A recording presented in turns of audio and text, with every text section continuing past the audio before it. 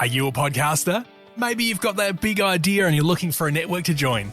The multi-award-winning Ozcast Network can get your content to eyes and ears all over the world. Join now for the first month free, and you could be featuring this sound at the beginning of your podcast. Ozcast. Simply head to ozcastnetwork.com for details.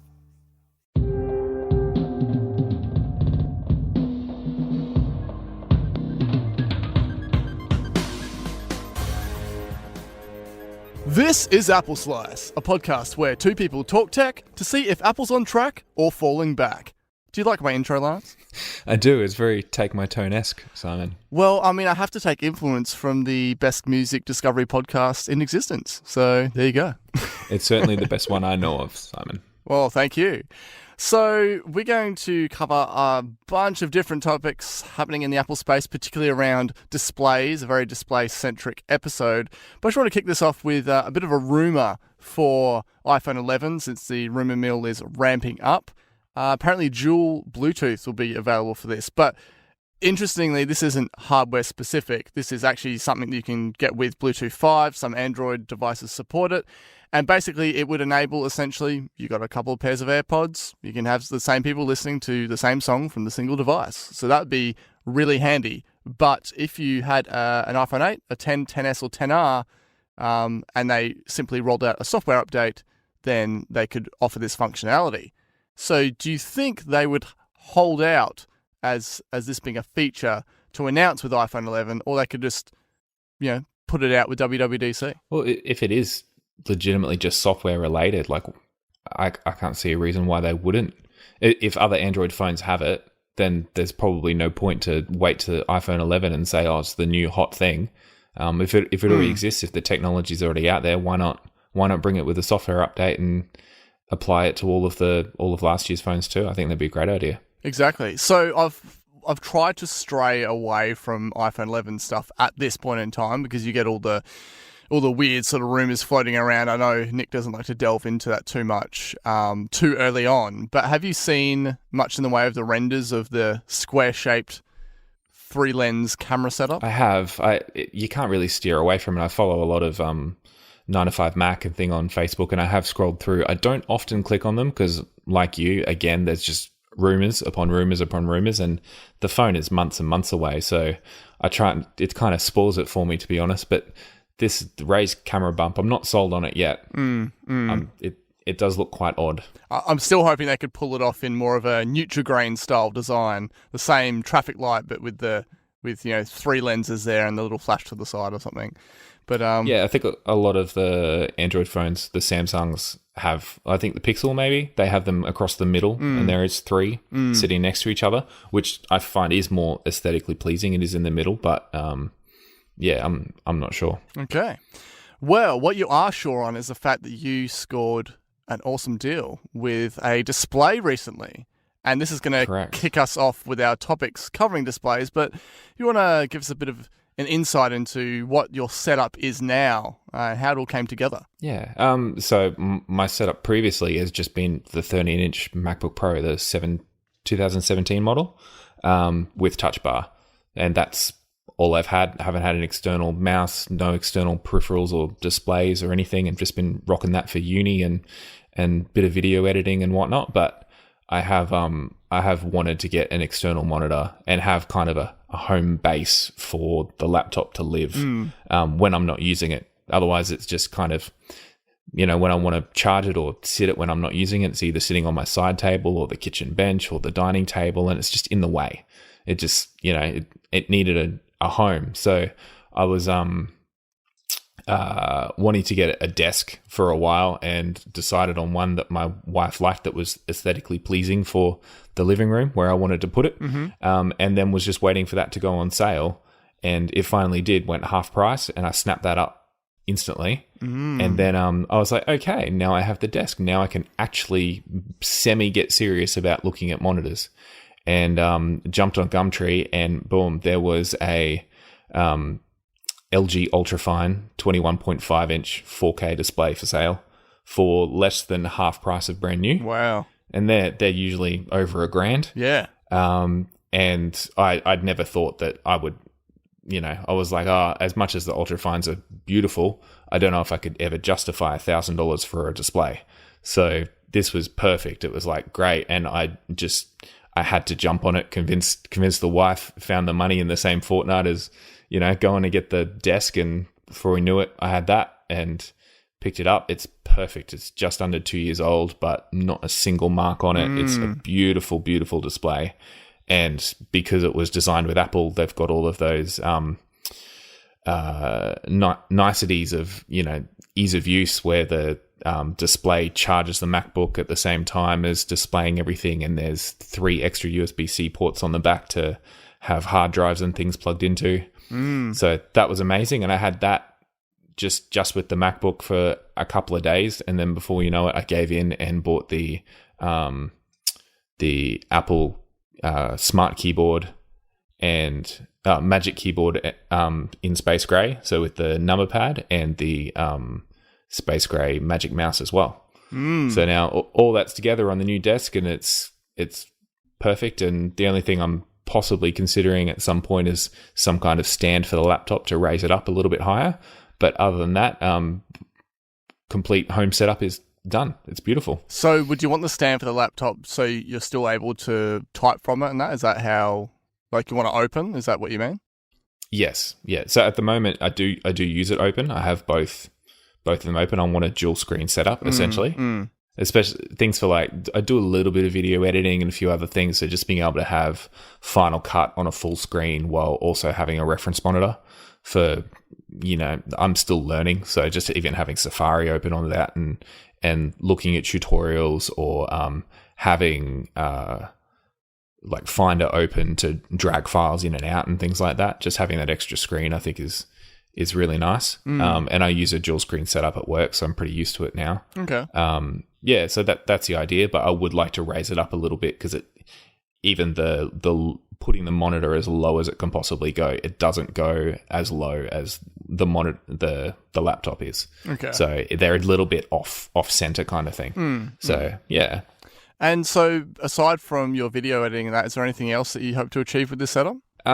So since doing it, because it's now got a home that it can, like, live and be plugged in, and kind of my laptop can always be running, I've experimented a little bit with setting up a Plex server, which I've kind of wanted to do for a while, just to stream some media around the house without having to take the laptop with me or transfer files onto the external hard drive and plug it into the TV or anything like that. So that's kind of, something I've wanted to do for a while. But then also I feel like my child's only 2.5 now, so she's not about to go to school. But when she starts using computer, or we're starting to do homework or things like that, I just felt like we needed a little base station, somewhere where you can set up and you've got a decent size screen and you've got a proper keyboard and mouse, and not using a little trackpad and things, just to make it a little bit easier to use. So that's pretty much it. The rest of it is just because I, just want it. So yeah. It certainly did look very nice. I remember when you first sent me the photo of it, before you'd got the mouse and keyboard, and I zoomed right in. I'm like, oh, you got your Officeworks cart open on screen, ready to purchase. So yeah. That was it. Yeah. I guess the ultimate question we had was, would the Magic Mouse work on a glass desk or not? So did you end up getting a mouse pad? I did. It did not work on the glass desk, as I expected it wouldn't. So I actually went down to Officeworks the other day and picked up a mouse pad for, I believe, $2.99. Wow. So she's a little bit rough and the edges are a little bit scratchy. I'll probably pick up something a bit nicer at some point, but that's kind of, I just wanted something simple with no logos on it, just plain black, and that was the only one they had at the time. So I've just picked that up as a stopgap. I'm wondering if you put, like, a piece of paper or a mouse pad or whatever under the glass surface, whether it would work, whether that would still allow enough distance for it to reflect back, I guess. I suppose it depends on whether the glass would distort the laser at all. Yeah, that's true. Yeah. Or whether it would be straight. But interesting. Yeah, I mean, that might still look even weirder. An awesome deal though, like awesome score that you got. And so just out of interest, did the person selling the ultrafine, were they selling to upgrade, or did you find anything about that? I didn't actually ask him prior. I'm not sure why, but after I did purchase it and bring it home, I did actually text him that question and say, just wondering out of interest, why did you decide to sell it? Were you upgrading? And he didn't text me back. So okay. I don't know, but maybe he was expecting an upgrade. I mean, I believe this was 2 days before they that I purchased it. I think it was pretty much bang on the time that the new 23.7-inch ultrafine display was announced. Which brings us to a perfect segue. A 23.7-inch ultrafine was announced. It does. It was. And this was a surprise to me because I thought, for sure they're taking these ultrafines out of the store, and this is clearly in the lead up to an Apple Pro display. But no, the ultrafine still has a little space in the Apple Store. So as I mentioned, the previous displays were removed. This is definitely a surprise. The primary difference with this, aside from the actual physical size of the screen, is it has two Thunderbolt 3 USB-C ports this time round. It's priced at $1,009.95, a very weird price, Australian, and there is actually a 31.5 4K ultrafine, but that's not the Apple Store style design. It's got like a white back and a different base and everything, and doesn't quite feature all the niceties that you get with the ones in the Apple Store. Unfortunately, it looks like it contains a 186 PPI instead of the previous 219, but that to me is purely just because of the increase in the actual screen size. But that actually is a fair bit better than this 31.5 I just mentioned, which is at 140 PPI. So why do you think Apple would add this right before WWDC, right before when we're expecting a new Pro Display announcement? Do you think it's something to fill the gap in between an announcement and a release? Because I'm not expecting a Pro Display to be available straight away. Yeah, I agree with you. I don't think I wouldn't expect it to be available straight away either. And I'm not 100% convinced that it will be announced at WWDC. I think all of the John Syracuses of the world are so keen for the Mac Pro to be announced at WWDC. It's been a while since they've said that they were making one, but yeah, I'll believe it when I see it. I'm not convinced as yet. There's been no rumors or leaks or anything like that coming out about the Mac Pro. But yeah, either that, I think, or maybe the display is going to be like what size was the old cinema display? Was quite small, wasn't it? The last display that Apple made. Display. Oh, yeah. It was in the 20s. Yeah, it was quite small. Yeah. I feel like it's probably going to be bigger than a 23.7 inch. So it can cover different markets. Exactly. Essentially. And anything, if Apple make the Pro Display, it's going to be the Pro Display. So it might be more than 4K.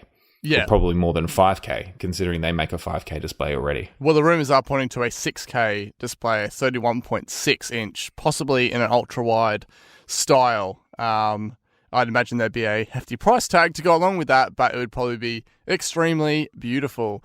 And that would then, still leave a 4K ultrafine as being relevant.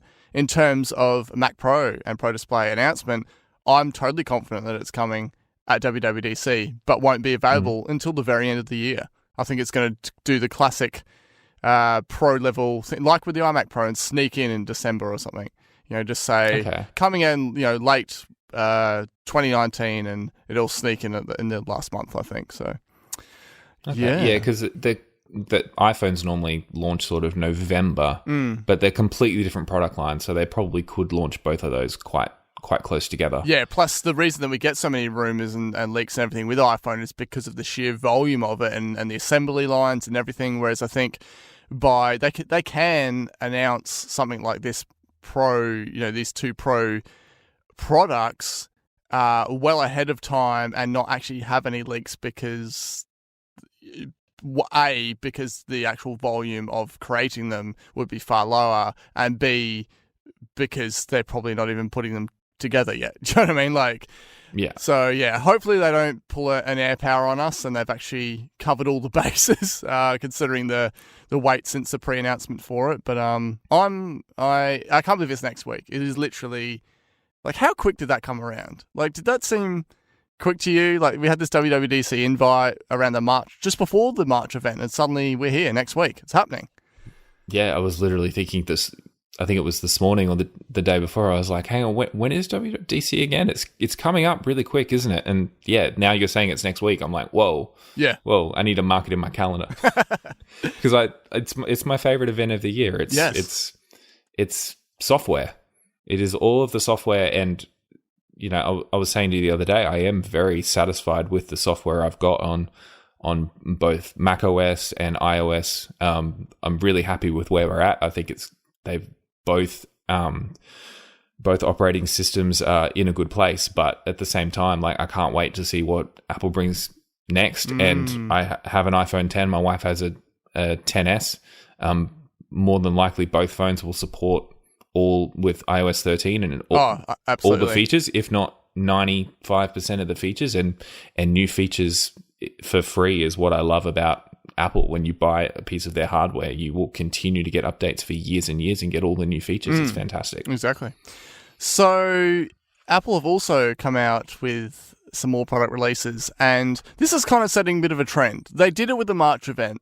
You know, had a few days of just these releases, bam, bam, bam, just coming out, and everyone's like, AirPower's coming, and well, that didn't eventuate. But yeah, they're kind of doing the same thing here, where they've got this ultrafine and they've got these MacBook Pro spec bumps. So this isn't the rumored redesigned 16-inch MacBook Pro. There is no way that they would just release something like that online as casually as they have with these, which I feel like is just going to become a bit more of a regular thing. I think we're going to see, particularly, in any of the Apple laptop space, you're going to see more of this spec bump style thing.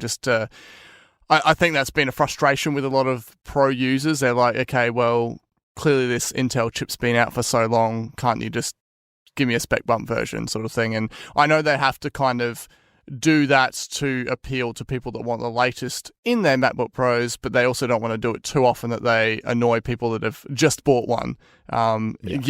So what happened this time around is basically the latest Intel Core processors in the 13 and 15-inch MacBook Pro models. This has allowed an 8-core configuration.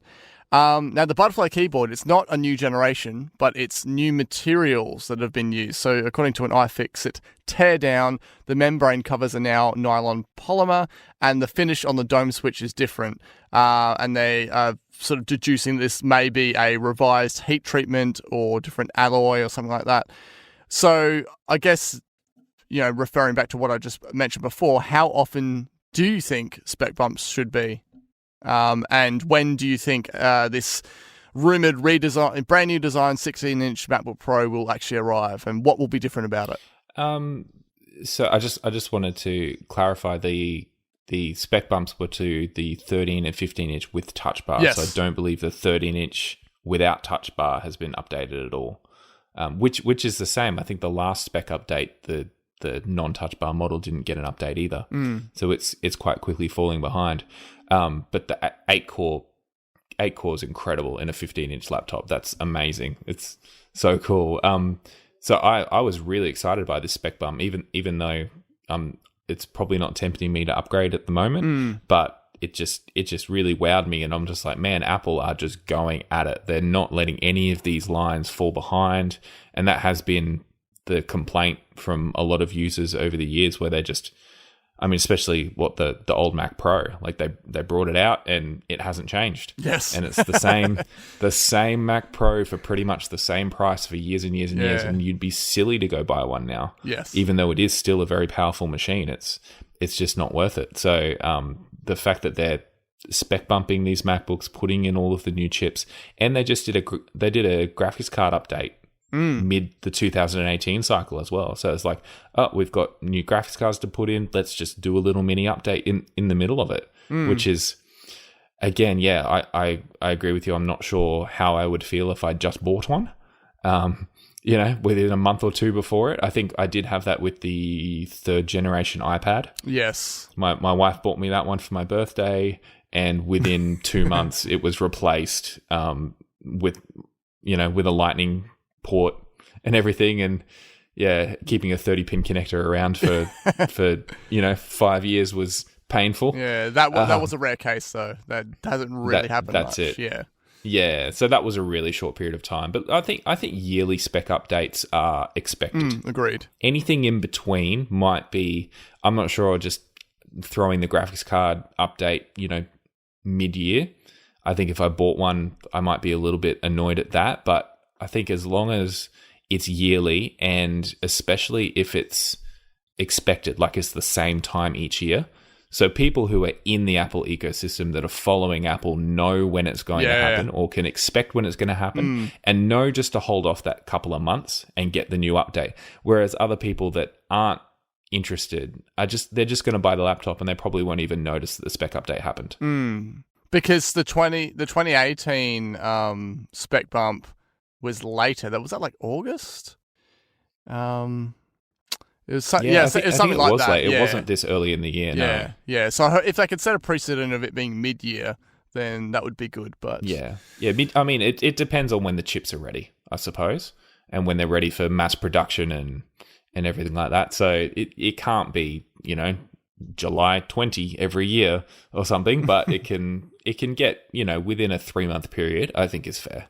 And so that brings me to the next part is, I'm really holding out for a MacBook Pro with an Apple chip in it. And I am very confident that they're going to start with the lower end of the spectrum for this type of thing. So I wouldn't expect this in the 16-inch model next year. I would love for it to happen.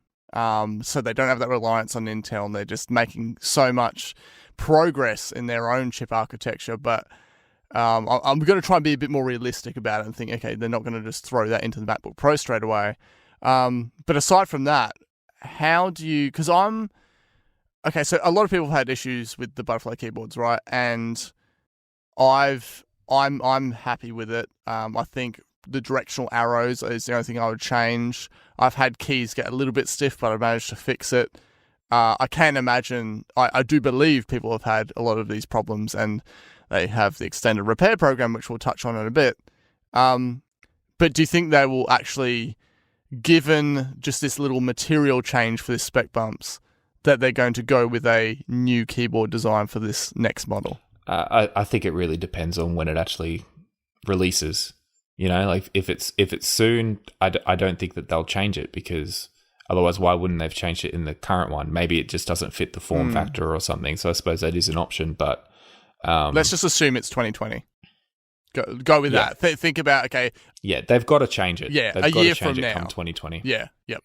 They have to. If they're bringing out a whole new model, a 16-inch form factor, given the negative press that this particular keyboard has had, they've either got to put a completely different keyboard in, or they have to have a nailed-down Butterfly keyboard design. Because I like the way the keys feel. I do.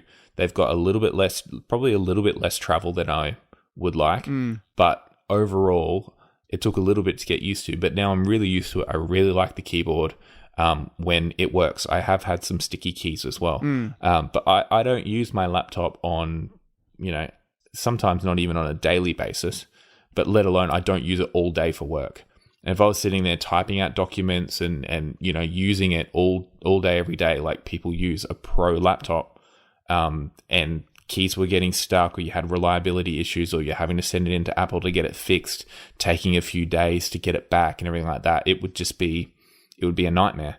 So Apple need to be taking this seriously, and I believe they are. The fact that they brought this new model out, they've revised it again, and this time, instead of the last time, they actually said it's to improve reliability issues. Compared last time, they said 2018 model said it was to make the keys quieter.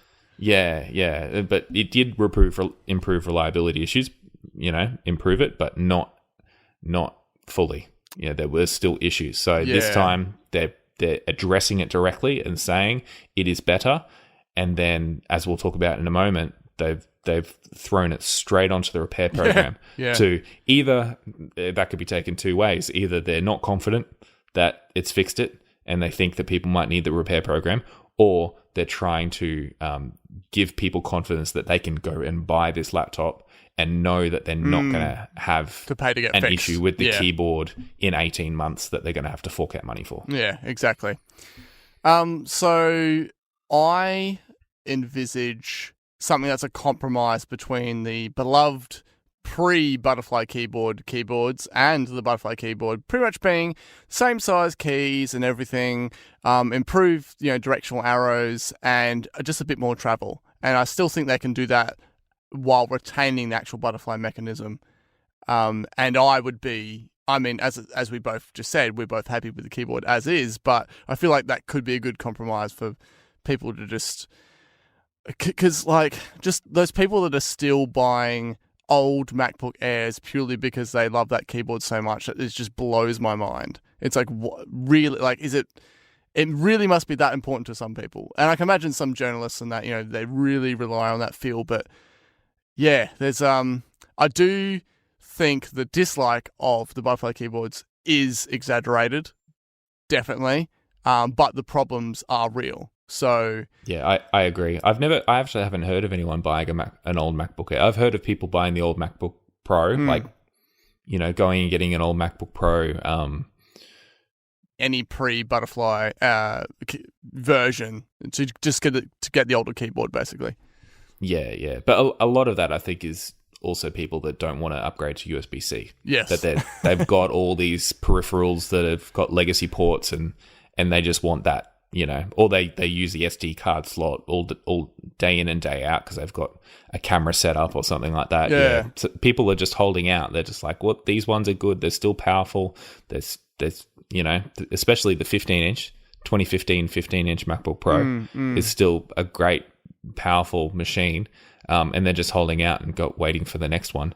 Probably partly because of the keyboard and partly because of ports. I've actually tried to keep things cleaner by buying an extra couple of cables that do go directly from what I want to USB-C. Like me recording now, I went out and bought this microphone is running off a really old USB mini Type B something or other going to USB-C. I had to search around a while to get it, but it just feels so much cleaner rather than having to rely on a dongle. And I feel like once I did that, once I bought those extra couple of cables, I haven't actually had to plug in a dongle for a very long time.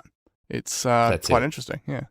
That's it. I'm exactly the same. For everything that I use regularly, I've gone and bought a USB-C cable. So I've got to micro USB to mini USB. I've got to, I don't remember what they're called, but the hard drive cables, external hard drive plugs.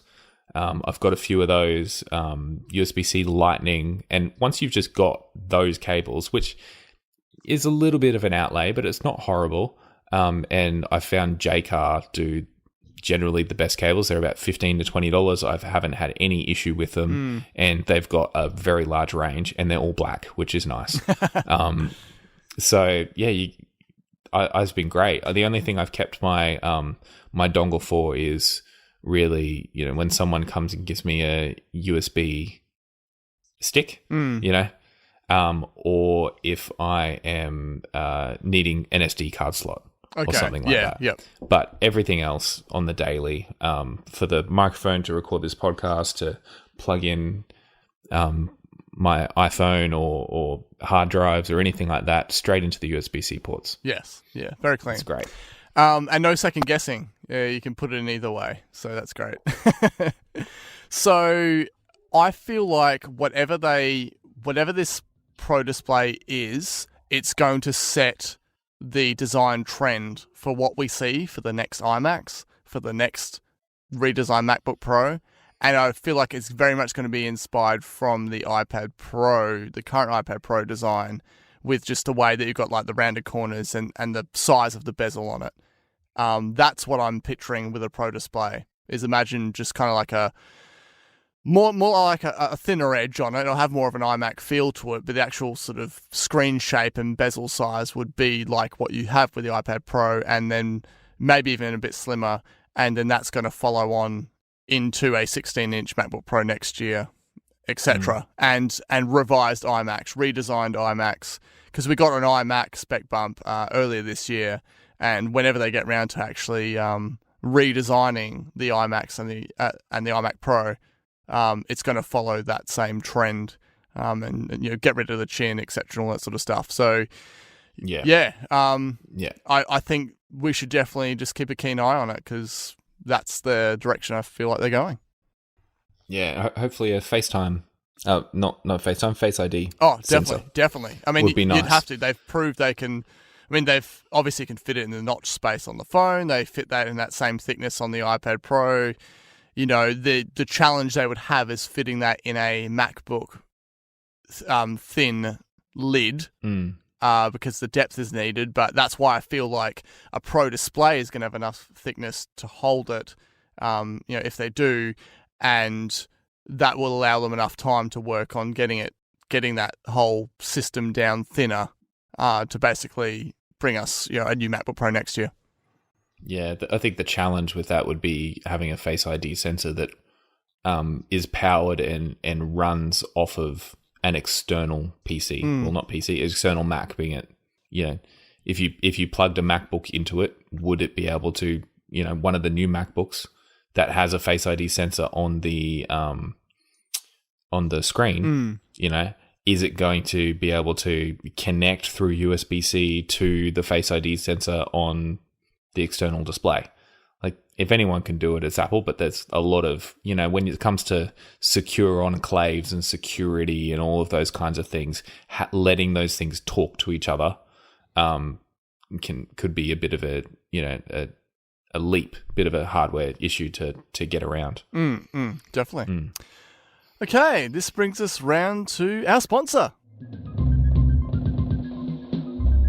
Big thanks to The Sizzle. Lance, are you sick of trawling through blogs full of ads and sponsored content, social media riddled with influencers, and a collection of RSS feeds that never seem to end, just to stay on top of what's going in the tech industry? Yes, definitely, Simon. Our new sponsor, The Sizzle, can remove that burden for you. One email a day, delivered to your inbox every afternoon. It packs all the important tech news into an easy-to-read, ad-free, PR-free, influencer-free summary. Sign up now at thesizzle.com.au/slice. Lance and I subscribe and enjoy it too. And if you like this podcast, you probably will as well. So head on over to thesizzle.com.au/slice and sign up for the newsletter now. Big thanks to The Sizzle for sponsoring us. Okay. We mentioned repair programs. What do they have in place for MacBook Pros? Yeah, so the keyboard service program that was previously announced for all 2016, 2017, basically everything that had the butterfly keyboards. Now they've added the 2019 models that have just been announced with the 8 cores and everything. Have gone straight out with it, 4 years service program. And was it adding the 2018 ones in as well? Because I don't think they were added either. Yeah, it's all of that. Every butterfly keyboard MacBook, yep. Yeah, but I don't think 18 was prior to this. Yeah. A couple of days ago. And now it's covering, like, just like, throw them all in. Yeah. So the 18 wasn't. So it was 2017, which was my model, plus the 2016 before it, plus the original 2015 MacBook. Yes, yeah. And now they've thrown in the Air as well. The new Air and the 2018 and the brand new 2019 models all got 4 years coverage, extended warranty for any keyboard issues. Yeah. So that's good. It is good. But like we were saying before, what does that mean about these new redesigned keyboards for the 2019 MacBooks? About their supposed reliability? I honestly think that, Apple believe that they have improved it and possibly even believe that they've fully fixed it. But I think it goes a long way to say, if I was thinking about upgrading now, if I had the means and the need to upgrade to one of those crazy 8-core 15-inch MacBooks, I would be a little bit hesitant if there was not a keyboard extension program. Just in case, I would probably wait. I would sit and wait and hear the news and hear how reliable they are before making that decision. But with this 4-year extended, I would just go for it. So I think that's what Apple's going for. Yeah, I really feel like it's a safe bet. It's really the best thing they can do given the history of the keyboard. I agree with you. I don't think they've given up on the Butterfly keyboard. I just think that I do feel like there is a generation 4 of it coming. It probably won't even be called what it's called, given the stigma associated with the words Butterfly keyboard. They might have a new name for it or something. It might still retain that mechanism, but they'll rebrand it somehow, relaunch it with a redesigned MacBook Pro next year. And yeah, this is purely just covering bases and for buyer confidence, really. And they also actually, much to my surprise, announced another repair program. So which one was this? Yeah, that's it's a repair program for 13-inch MacBook Pros with the issues with the display backlight. So yes, FlexGate. I believe you've had this issue. So the display backlight continuously or intermittently shows vertical bright areas along the entire bottom of the screen, and I believe that's because a connector that sits within the very thin hinge flexing back and forth gets damaged over time. Sometimes the display backlight stops working completely. So both the 13-inch MacBook Pro with Touch Bar and the non-Touch Bar model from October 2016 until February 2018 are now covered within this service program. And I was specifically waiting for a repair program to come out because FlexGate, as it was called, came out, and I thought, oh, yeah, that's really odd. And then literally like a month later, it just appeared. Like one day I just opened up my laptop, I was like, what the hell happened to the bottom of my screen? And it gives the illusion that like the bottom of your screen is like a wet piece of paper and it's kind of like wavering. So you've got bits that are lit up normally and then bits that have, cut right out, and it kind of looks like the bottom of the screen is sort of on a weird sort of curve. And I was like, okay, well, I can put up with it to the level that I'm not going to just rush out and try and get Apple to fix it, given the costs involved, and just fingers crossed that it's a big enough issue that there's a repair program for it. And yeah, to my surprise, it was much quieter, given the keyboard is the bigger talking point. But I just before this podcast, phoned up my local Apple authorized reseller and provider and that sort of thing, and they can do the work. And because originally I thought, man, if I have to head to an Apple store, which is 5 hours away, and I even get there, they're probably going to have to send it away or something. And I know they've improved the times, but will that be like a week without my laptop? And how am I going to do this? Phoned up that the place locally in town. They just said, okay, bring it in. We'll look at it, make sure it all aligns with everything that's needed for these repair programs. And then they basically order the parts in. I can take my MacBook Pro back. And then when the parts have come, I bring it back in. They do it within that same day. So that's great. Yeah, it's fantastic. And I'm going to be claiming it both under both the repair programs because I have several keys on the right of the keyboard that are getting a bit sticky again. I know that I can fix it myself by lifting it up and blowing it in and that, but I just like, well, if there's a chance that they can replace said keys or the whole thing, as well as doing the flex. You'll ask. Yes. Yeah, whether they can replace it, whether they're just going to lift the keys and blow some compressed air under it and go, look, it's fixed, and say that's done. I suppose that's up to them, but at least you could give it a go at least. And if there is a chance you can get the brand new, because yours is a 2016 model. Yeah, the first MacBook Pro with Touch Bar. Yes. Yeah.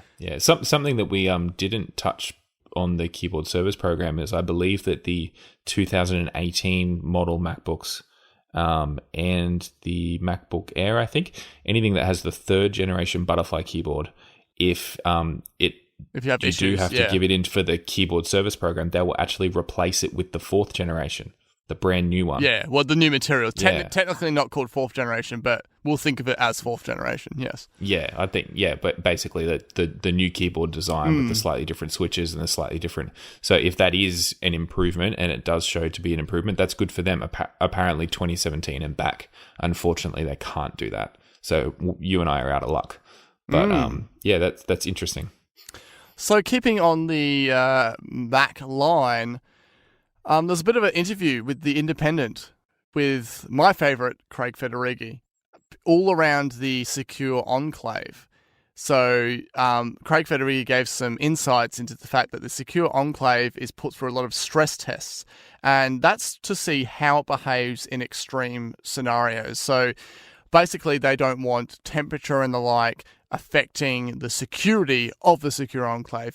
Craig is like the security guy at Apple, and you know he's serious about it. You know he loves it. You know he has great hair, and within the lab, he said they would rather, if any issues were to arise, it were to be in testing rather than in the hands of users, and so they test how the secure enclave reacts with temperature ranging from negative 40 degrees Celsius up to 110 degrees Celsius. And basically, if the chips were found to be insecure under this kind of pressure, then they want to, as I said, address it during testing rather than any bad actors per se taking advantage of that. Purely taking someone's device and then putting it within a scenario that they can raise or lower the temperature just to gain access.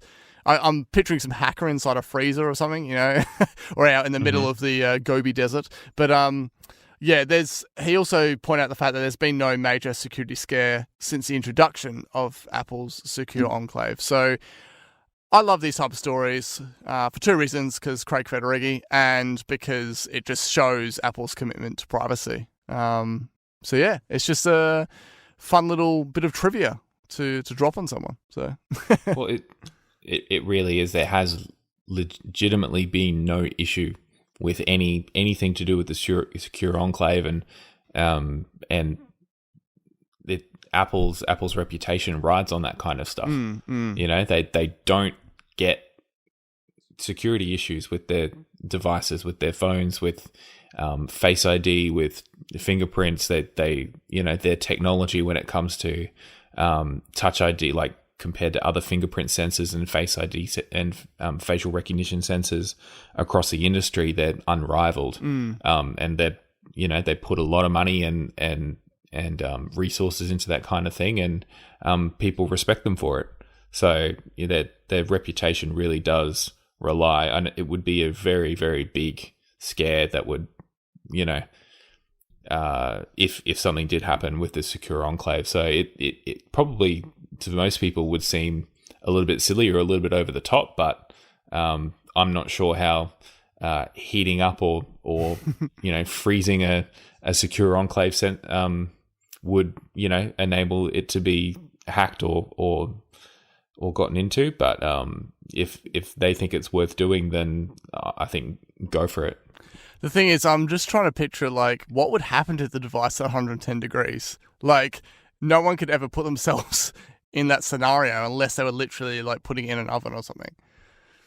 Well, that's it. Yeah. That's put it into an oven. They'd melt everything around it, but then probably it would just destroy any data that was on it. You wouldn't be able to get anything out of it anyway. So I suppose that's what they're doing. That they're heating it to the absolute breaking point of actually just destroying it. Yes. And anything less than destroying it, will it become susceptible? Yeah. It's just basically something I never think of, and they had, and it's good to know we're in safe hands.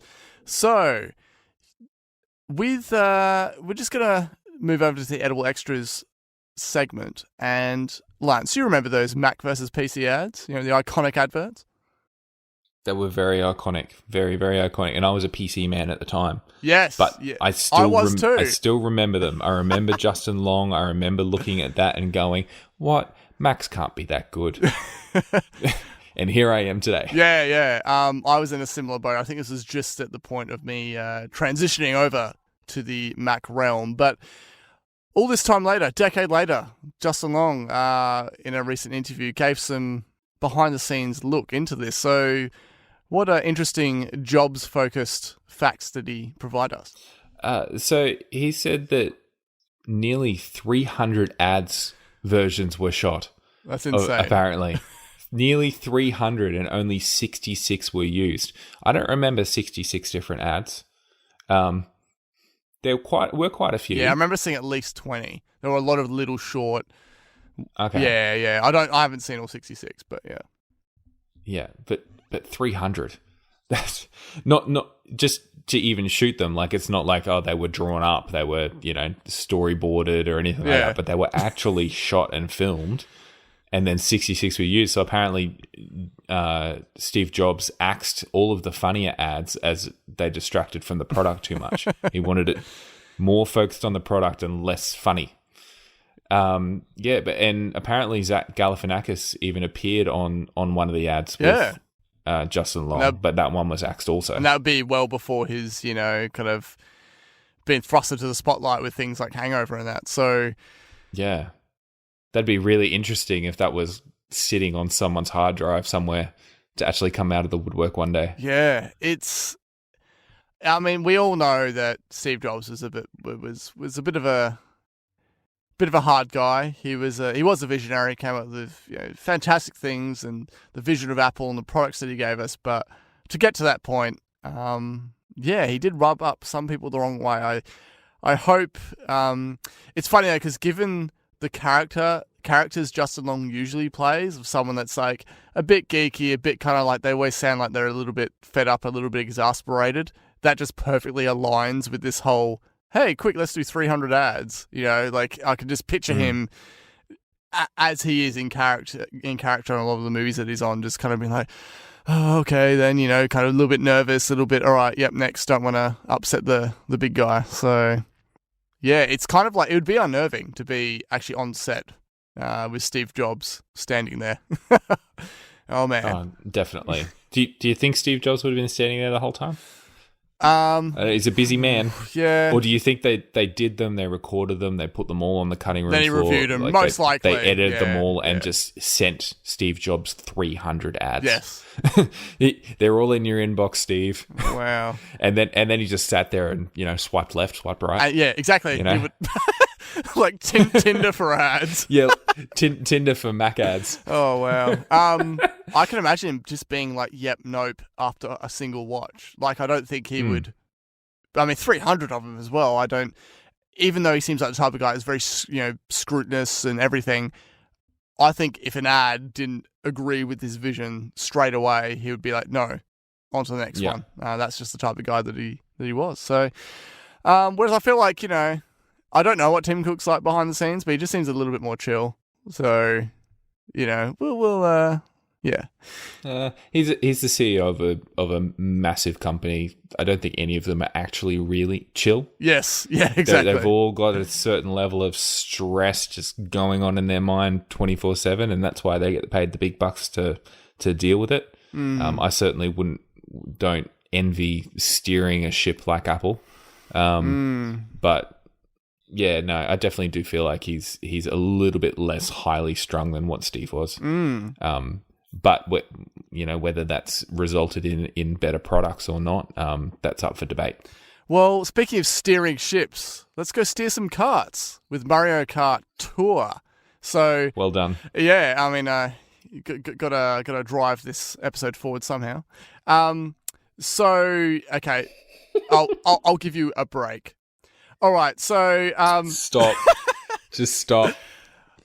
I can't keep up. We all know, and I've touched on it before, my interest in Nintendo and Apple doing stuff together. Obviously, they brought Super Mario Run to iOS first. It seems with Mario Kart World Tour, it's actually being tested on Android first, but will be coming to iOS later this year. There is a beta currently available for Android, and it looks to be based on like a free-to-play model. Essentially, it's got microtransactions, whether you like that or not. Has a very similar look and feel to Mario Kart you expect. It features a lot of iconic tracks from a variety of Mario Kart games. Interestingly, I wanted to see how they're going to control this, because I feel like they really nailed that single digit, just use your thumb control for Super Mario Run. So how can they translate that to Mario Kart without all this like motion steering, which I never feel is overly intuitive or natural to use in any regard, whether it's a motion control or your phone. And essentially with this, the steering is all done with dragging your finger, thumb, most likely, left to right along the bottom, which, I think seems like a pretty good mechanic. If you let go, you just simply keep driving straight forward. And if you do like aggressive drags to the left or right, that's how you get into your drifts and speed boosts and stuff like that. Being Mario Kart, it has item blocks as expected. Now, this is where it gets a little bit confusing, and a lot of this coverage of this Android beta touches on this. They're like, yep, seems like they're ticking all the right boxes, but when it gets to the microtransactions and the in-game currency, it's a little bit, a little bit disappointing. So you collect Grand Stars by completing races, and with these Grand Stars, you unlock gifts. And when you unlock gifts, you can potentially collect green gems, which are the premium currency of the game. 5 green gems then gets you a new driver or kart or a glider. And then on top of that, you also got collecting gold coins can be used in game too. So, and I'm guessing some form of, buying more green gems, etc. So, the general consensus seems to be that a lot of people feel like they're going to adjust this, given the negative reaction to how these microtransactions are driving the game. It's certainly not like the Tekken level of disappointment, where the game is literally driven by paying to win, which was just such a disappointment for both of us. But I hope they kind of nail a bit of a formula here. I would have loved this to be part of Apple Arcade, but there's no way they're going to hold back an IP as big as Mario Kart from Android users, given the exclusivity platform of Apple Arcade. But yeah, I'm loving how it looks. I think the steering mechanic makes sense. And yeah, I'll definitely be going there day one. I guess if I was happy enough to spend, the $15 on Super Mario Run, would I preferred that for Mario Kart? Possibly, but I know that big paywall was a big turn off for a lot of people. So yeah, we'll just see how it goes. Have you seen any of the coverage of this? I haven't, but I definitely understand. But when you're explaining the issues with the microtransactions, I think the biggest issue with it is the fact that the unlocking gifts is essentially loot boxes. Yes, yeah. It's you don't know what you're going to get. Are you going to get that green gem that's going to get you further forward, or are you just going to get, nothing? Yeah. Or something that you don't actually want. And I think that's the intrinsic thing that people are having an issue with. If you know that by completing races, you automatically unlock green gems, and so many green gems unlocks your new thing. And if you want to pay to get extra green gems and unlock everything straight up, go for it. Spend some money, no problem. But the fact that it's up to chance as to whether you can actually work for it, or you don't actually know how long it will take to unlock all of the characters, because you don't know how often you're going to get green gems in your loot boxes, like that's the problem. And that's where it starts to rub people the wrong way with microtransactions, whether it's on mobile or PC or any free-to-play game. And yeah, that really is where I think the line needs to be drawn, and where Nintendo need to take a little step back from that. Definitely, because me not being like the gamer like you are, I don't often like the whole terms of loot boxes and everything I've heard of, but I don't experience it. So just as a little side note, is this something you come across much in the games you play on PlayStation, etc.? On free-to-play games, okay, for sure. Okay. So all of the games that go out free, like you do see it a lot. There are some paid games as well that do have loot boxes in them. But I'm not sure whether they... so when you spend money, I'm not sure... what you actually buy. Do you buy these gems and then you can instantly unlock the things, or do you buy more gifts, which are then more loot boxes, where therefore you don't know what's in them? I think that they're the big issues that I certainly, and the games industry as a whole, is quite against. And a lot of legislation and a lot of different countries are coming up over the last couple of years trying to crack down on these loot boxes, especially when they're just purchased. Yes. Because people want that rare weapon. They want that thing that they want, that they're trying to get, and then they'll spend $10 on a bunch of loot boxes and get a whole bunch of stuff that they don't actually want. And then they're saying that it's almost gambling. Yes. Just throwing money at something, hoping you're going to get back what you want, and not getting it. So I don't think it's quite the same, but it's pretty close. And yeah, it's pretty contentious issue across the whole gaming media, the whole industry, to be honest. I know there was a big Australian government inquiry into this, and it resulted in I think a 32-page document that basically summarized, we need more research. So, great job of taxpayers' money. So, well, I'm going to keep listeners on track with what progresses with Mario Kart Tour. But I feel like we've just crossed the finish line of this episode of Apple Slice. So, Lance, excellent. Apple Slice, in case you don't know, because I mention every episode, is available through Ozcast Network. You can head to... Is it? It is. And you can head to AUSCASTnetwork.com to find us and plenty of other great podcasts. Also, big thanks to our sponsor again. Please sign up for the trial newsletter. If you want all your tech news every day, bam, in your inbox. You can test it out at thesizzle.com.au/slice. So they know that you heard about it from this podcast. You can also search in your player and please leave a review in the Apple Podcasts app, because ratings make the world go round. And appleslice.com.au is basically where I post all the stuff to do with these episodes. So, as I said, there was a realization earlier in this episode. WWDC is next week. Are you pumped? Wow. Are you staying up? Are you watching it live? What are you doing? What are your plans? Are you going to sit in front of the...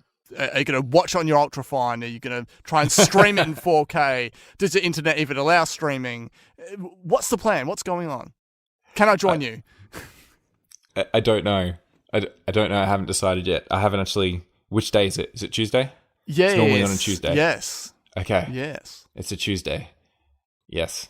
I will possibly stay up. Nice. If not, I will be... Sometimes if I don't stay up and watch it live, I just set my alarm a little bit earlier than normal, and I'll get up an hour early and then just watch a stream or a download, because Apple have been really good about getting it up on the stream or up on YouTube really quickly. Yeah, that is true. Recently. They have improved. So if they're up, but I'm definitely excited. There's something about just the ear-to-ear grin that you have when you're watching Tim Cook deliver a good morning live from the other side of the planet. There's just I can't believe he's actually doing this right now. It's insane. So, I mean, needless to say, even if there's been times where I haven't even planned on staying up and I'll wake up right before the event starts. It's I just know, it just happens. So I might as well just give in to that and just, resolve myself to the fact that I will watch it live. It's our favorite event of the year. Bring it on. Yeah, bring it on. I have done that exact same thing. I've woken up just before the event before. Yes. Not setting an alarm, and it happened, and I woke up and I went, well, it's fate. I got to go watch it. My wife did not believe me. She's like, I can't believe you got up at 2:00 in the morning. I'm like, I didn't. I just woke up. She's like, go back to sleep. I'm like, I can't. So for any of those within Australia, I will post the live stream times and a countdown on our website very soon. So you can join in on the action live if you wish. And please, just follow us on Facebook, Twitter, or Instagram if you want to catch some of those times before the event. Thanks again, Lance. Super psyched, and I'm sure we'll have you again sometime in the future and we can talk more Apple tech. Sounds good. Thanks for having me, Simon.